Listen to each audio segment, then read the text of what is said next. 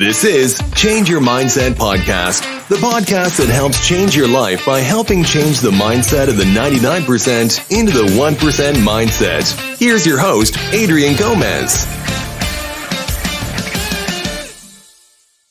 Welcome back to Change Your Mindset Podcast, where we're changing the 99% mindset into the 1% mindset. So today we'll be talking about how we are told that the American dream is to be a homeowner. And we are told that your house is an asset.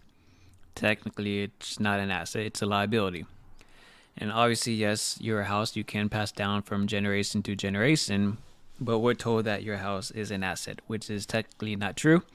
So the reason behind this is, if you live in your house, it is not an asset.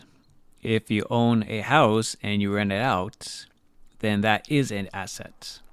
So if you're living in your house, that's a liability. Reason is because liability is when something you're spending money and it's not making you money back. An asset is something that actually produces money for you. So think about it.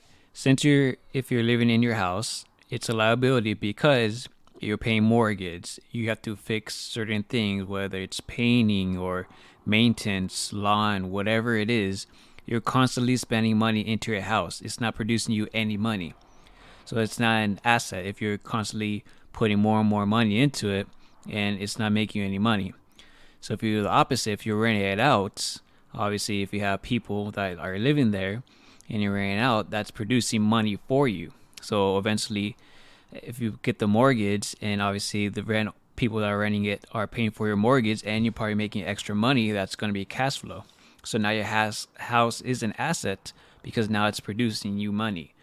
But unfortunately, we're told that owning a house is the American dream and that it is an asset. Obviously, if you're living in your house, that is not an asset, it's a liability. But obviously, we're not taught to rent out a house before it can produce money for you. We're just told, like I said, the American dream is to own a house. And obviously, owning a house leads to what we talk about of being in the rat race or having a job. That's what contributes to owning a house. Because if you think about it, if you own a house, you have to pay mortgage. So how do you pay mortgage? Majority of people have jobs, right? So obviously, if you have a mortgage, you're going to have a job and you're going to be stuck in that job till you retire. So that's another system that keeps you into the rat race, as we talk about, and it keeps you in the system of having a job. So it's harder for you to escape a job if you own a house because it's a liability now and you have to pay for mortgage, like we talked about, maintenance and all that. So obviously it keeps you in that system of having a job, and it makes it more difficult to escape it because now you own that house. And since you own that house, you have to pay mortgage. And majority of people, the only way they know how to make money is to have a job. So obviously that's the unfortunate system that keeps you in that rat race, and it's hard for you to escape it if you're living the American dream, as they say, and being a homeowner. So in my personal opinion, like we're told, the American dream, being a homeowner, my American dream, or I would like to say, is gain your freedom back. Obviously, you don't want to work 50 years or half your life at a job. That's not really freedom because, like I always say in the previous episodes, they're telling you what to do, what days you can take off, when you can take vacation, when you come in, what time you take lunch, break, all that stuff. You're pretty much told what to do. That's not freedom anymore. So my American dream personally is obviously you get your freedom back. You get to live your life, do what you want. Obviously, in the system we're in, you do need money, obviously, to survive, buy products, etc. But you need to put in the right systems in place, whether you own a business or you have real estate, multiple homes, having people rent them out and have money producing for you so you can have that freedom back. Like I said, that's the best feeling in the world, and I wish I can give people that feeling because I've been there. Having a job sucks. Working for somebody sucks. I mean, I'm pretty sure if you're listening to this podcast, you probably hate it. You're driving to work like, I'm going to do this the rest of my life, and that's really sad and depressing if you think about it, and I've been there. I hated it, and unfortunately that's the system we're taught to go to school and to be an employee. Unfortunately, that's what we're taught in the school systems, and we get a degree and we work for somebody for half our lives, which is very unfortunate. But like I said, I mean, to me, my American dream is your freedom, because that's what this country was founded on freedom. And you can do whatever you want. That's what still makes this country great, because that's capitalism. You can make however much you want. You can do whatever you want. But unfortunately, we're not taught about how to make money. We're just taught to get a good job, a high paying job, pay taxes, and you die. And it's unfortunate. And then we're sold this American dream, which I don't know how long this has been around, that we've been told this, to own a house. And like I said, that keeps you in the system. And you're pretty much stuck in that rat race. And you're just going to be doing that same thing over and over and over again. And obviously, if you're full-time, you're going to be working 5 days. And then you're going to get 2 days off. And you're going to do that for the rest of your life. And that sucks. And that's why I'm doing podcasts like these to help people change how we pretty much taught to think, because the way we taught to think is to be an employee and to work half our lives, and it sucks. Like I said, I've been there and I hated it. It's depressing, and I don't believe that's why we were born, to have a job half our life. And then we have that job, we miss the best parts of our prime, because when we retire, we're already old, we can't do as much. So that's the unfortunate truth of the system. But like I said, you just gotta start changing mindset, and obviously you need to forget what you were taught, because obviously even recently, with all the interest being low on houses, there's a lot of homeowners now, because like I said, we're taught the American dreams to own a home. So obviously the last couple of years, houses were sky high in price, but the interest rates were really low, so people were buying houses like crazy. Obviously, it was a seller's market, because these houses were going for crazy money and they weren't even worth that. So obviously, if you had a house and you sold it, you got a good amount of money. Obviously, people overpaid for these houses because these houses were not worth that much money. And as of today, you can see recently that these houses are starting to go down. Buying a house is not in demand, obviously, because interest rates are starting to go back up. But now you're starting to see these houses prices are starting to slowly go down, and eventually they go lower and lower, because the demand's not there no more because of the interest rates. So now people are going to be stuck paying for these houses that they probably overpaid for. Obviously, they're going to have low interest rates if that's where they got fixed at. But like I said, everyone that bought a house recently at a couple years, they're going to be stuck having a job the rest of their lives, because now they have to pay the mortgage. So that keeps you in the system. So everyone in the last couple of years, they're a homeowner now, and that's, quote, the American dream. But now you're going to be stuck in the system. Now you'll be having a job till you retire. And that's the unfortunate truth. But that's obviously what we're sold. So it's unfortunate, but that's how it is. But there are also ways that your house can produce you money if you do live in it. Obviously, you can rent out a room. Obviously, Airbnb is very popular. You can rent out a room and you have some type of money coming in, so it help with the mortgage. Or if you have a garage, you can turn that into, someone can live in and rent that out as well. But obviously, you have to go with the city and find all that good stuff out. But there are ways, if you do own a home, you can still make money out of it if you do live in there. Like I said, you just need to figure out a way that the house can start producing money for you, because you're just going to constantly be putting money in over and over and over. And over the time, that's just going to keep adding up. And you're just going to have to keep paying for it and keep staying in that job. And it's going to be hard to escape it now. And if you do decide to purchase a house and not live in it, obviously you would want to rent it out. So like I said, your houses start producing money for you if you rent it out or Airbnb it, whatever you decide to do. If you buy the house, now that person renting the house is going to start paying down your mortgage, and you might have a couple hundred cash flow if you do your calculations after all your expenses and all that. You might even have extra money coming in. So now you have a house that's the renter's paying your mortgage every month, and you might have a couple hundred of cash flow coming in. So that's a way, obviously, you can do it. And people do this for a living, that they rent out houses over and over. And most of these people are millionaires because that's what they do for a living. So they have multiple homes. And if you think about it, if you own one home and let's say that home produces, and you rent it out and produces $500 cash flow after mortgage and all expenses. If you do that 10 times, that's $500 per house. That's going to end up with you $5,000 a month cash flow. Obviously, it might be semi passive if you're managing all of them, or if you end up hiring a rental management company that's going to take care of all the money coming in and deal with your renters. Then obviously that's going to be more passive, but obviously you're going to have to pay them money. So that's something to take into consideration if you want to take that route. And if you're thinking, yeah, I own a house, but in the long run, it's going to go up in value, which is 100% true, because over time, as we've known, houses go up in value no matter what. They obviously get more and more expensive. So that is true. But when you decide to sell the house, you will pay capital gains selling that house. And then if you think about, if you add up how much your mortgage was, all the expenses you put into that house, it adds up over time, and then you'll see however much you made or bought it for or made, if it was even worth it. Maybe you even lost money because all the expenses you put in a house over 20, 30, 40 years, however long it's been. Maybe you ended up losing money when you sold the house, or maybe you did make money, but you still have to pay capital gains, and you will be taxed on that money profit you made from that house. So that is something to take into consideration in the long run. Another thing is, too, I've seen a lot is when you think you'll pass down the house to your kids. So I've seen a lot lately and had personal experience with this as well in family members, is when there are people that own a house, say a mother or a parent, and they have multiple kids, the idea is to give it to their kids.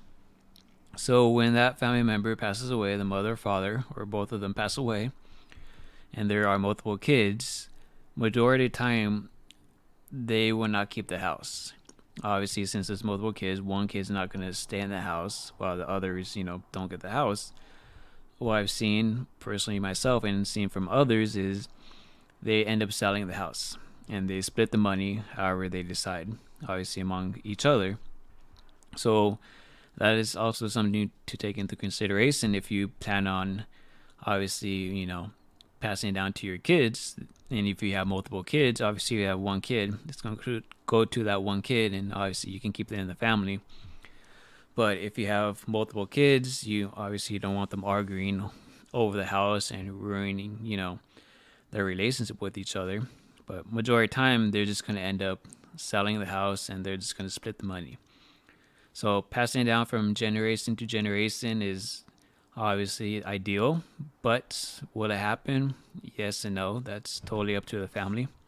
So that's just another consideration to think about if you plan on being a homeowner and obviously you want to pass it down to your kids and you have multiple kids. That's something to think about. Another thing to think about is also, if you already own a house currently and decide to pass it down to your kids, it could be a good idea ideally, because we've seen in the future, obviously houses are constantly going up in prices. Obviously people will struggle with their jobs because they have set pays, and we ask for raises and sometimes they get them, they don't. And people struggle, with money. So with houses constantly going up, and obviously with wages slowly going up as well, that's something to think about, that in the future you might not even be able to afford a house because they might be so expensive, and with the money you'll be making now, you might not even be able to afford a house. So if you do own a home and plan on giving it to your kids, it can help them in the future.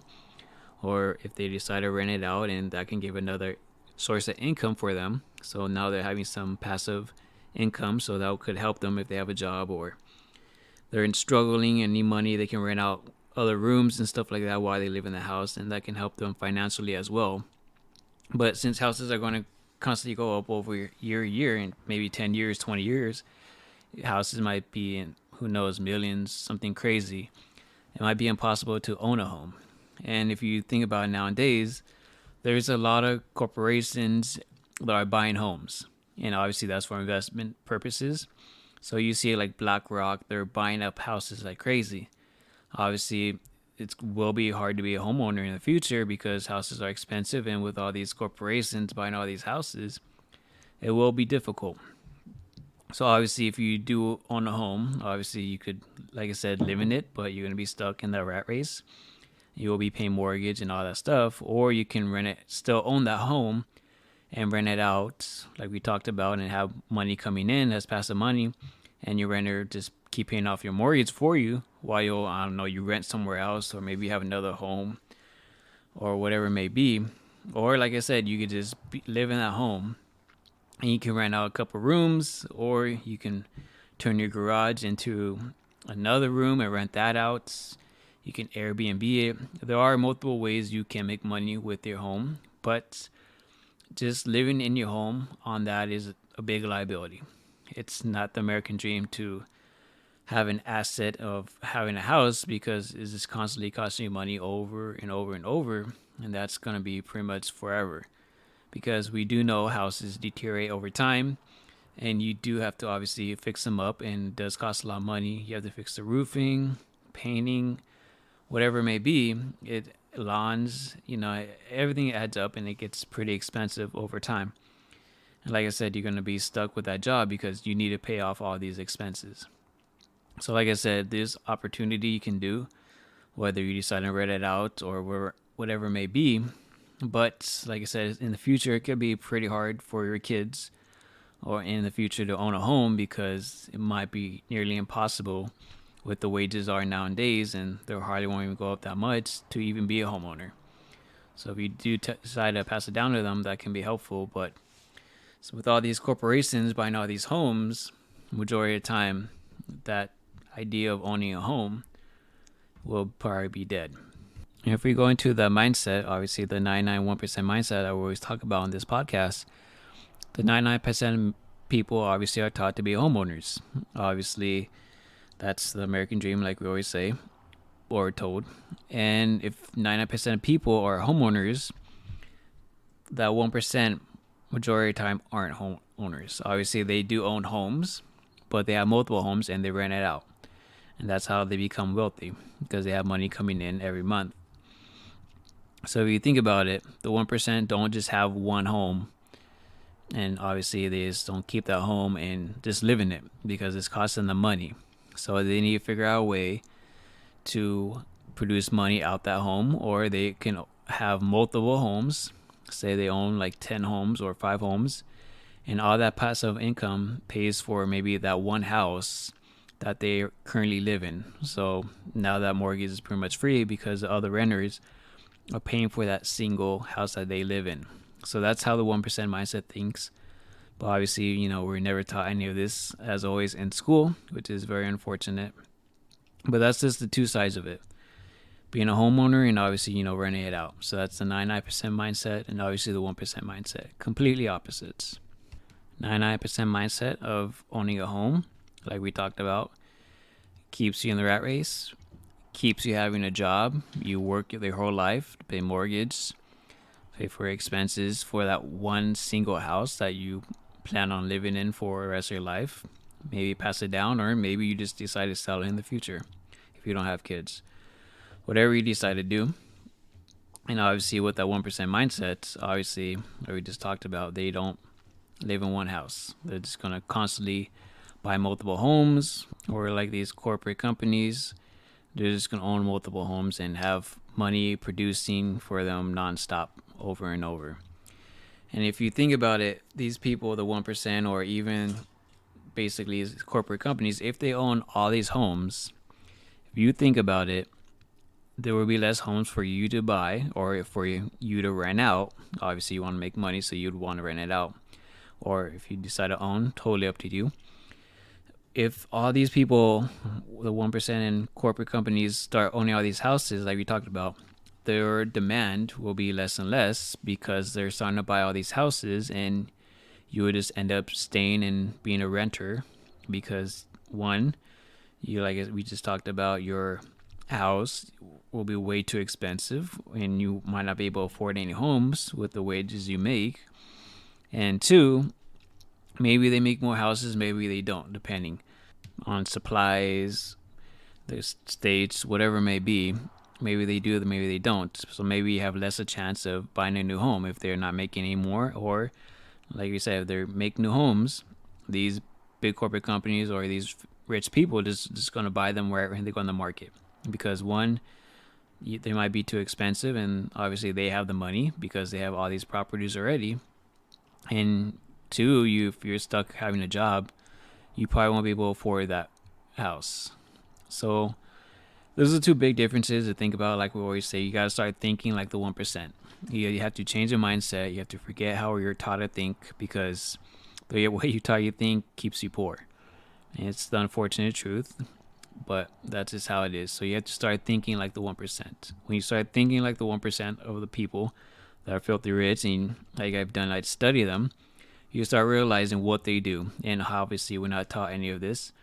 So if you listen to this podcast, I'm glad you're taking things into your own hands, because you need to start educating yourself about this. So just start thinking about them, do your research, start seeing things differently, because majority of people you hang around with, they will have no idea what you're talking about, or maybe they think you're crazy because you think a certain way. But there's a reason why there's a big gap between the 99% of people and the 1% of people. So that's just something to think about and take into consideration. But it's totally up to you, whatever you decide to do. As always, I appreciate you guys for listening to these podcasts. I produce them every week, and I'm continuing to produce them no matter what. If you want to follow the podcast and subscribe wherever you listen to, I'd appreciate it. Totally up to you. But like I said, trying to help as many people change their mindset as we can, because it can change your life. And obviously it changed my life personally, because like I said, my American dream is freedom, and I have my freedom. I don't have a job anymore. I have a business, stuff like that. But that's an American dream personally. Whatever your American dream might be different, but personally, my American dream is freedom, because that's the best feeling in the world. To do whatever you want, not be told what to do. You can get up, go out, take whatever day you want off. That's totally up to you. But like I said, I appreciate you guys listening. If you want to share this podcast, I'd appreciate it to other people. Hopefully you change their mindset as well, because during these times, you need all the financial education you can get, because the more you know, the better off you'll be. So thank you as always for listening to this podcast, and take care of yourself. Thank you for listening to Change Your Mindset podcast. Be sure to tune in every week for a new episode. As always, change your mindset to change your life.